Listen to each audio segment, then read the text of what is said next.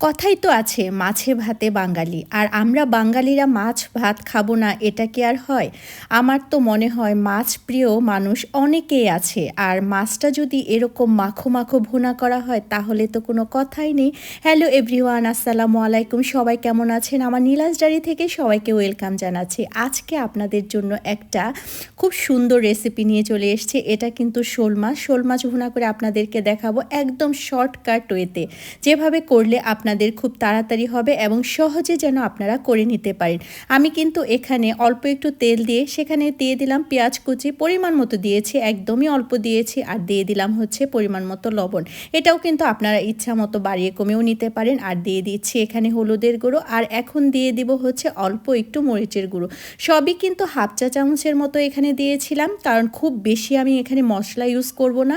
বললাম না যে একদম অল্প মশলা দিয়ে। আর এখানে কিন্তু পরিমাণ মতো একটু আদা আর একটু হচ্ছে রসুন বাটা দিয়েছিলাম, সেটাও কিন্তু হাফ চা চামচের মতো। তো এটা দিয়ে কিন্তু আমি খুব ভালোভাবে কষিয়ে তারপর জাস্ট একটা আমি এখানে টমেটো কুচি করে দিয়েছি। বেশি দেওয়ার কোনোই দরকার নাই।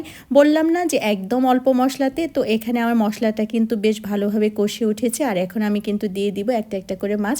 মাছটা কিন্তু খুব বেশি বড়ও ছিল না, আবার খুব যে ছোট সেরকমও ছিল না।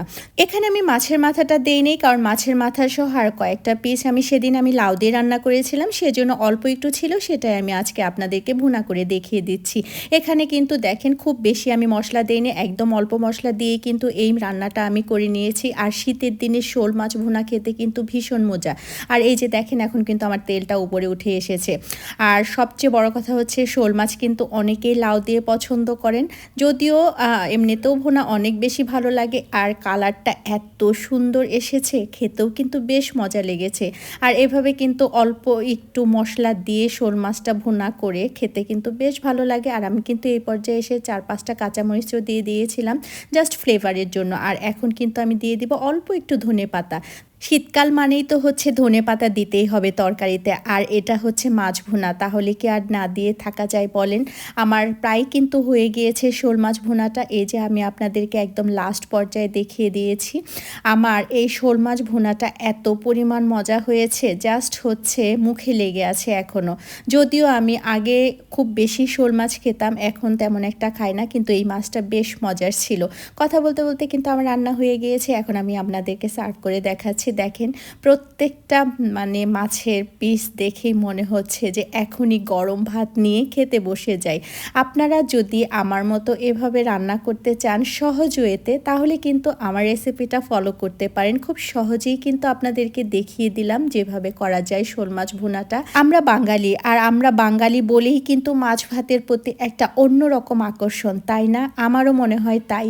আমরা যতই মাংস খাই না, কিন্তু ঘুরে ফিরে কিন্তু মাছের প্রতি আমাদের একটা লোভ থাকে, আকর্ষণ থাকে, এবং খেতেও কিন্তু আমাদের ভালো লাগে। আর এটা কিন্তু স্বাস্থ্যের জন্য অনেক উপকারী। আমার ভিডিওটাকে কোথা থেকে দেখছেন অবশ্যই কিন্তু কমেন্ট করে জানাবেন। আমার রান্নাটা কেমন হয়েছে সেটাও কিন্তু অবশ্যই কমেন্ট করে জানাবেন। আর আমার এরকম ভিডিও দেখতে হলে অবশ্যই আমার পেজের পাশে থাকবেন। সবাই ভালো থাকবেন। আজকের জন্য বাই, আল্লাহ হাফেজ।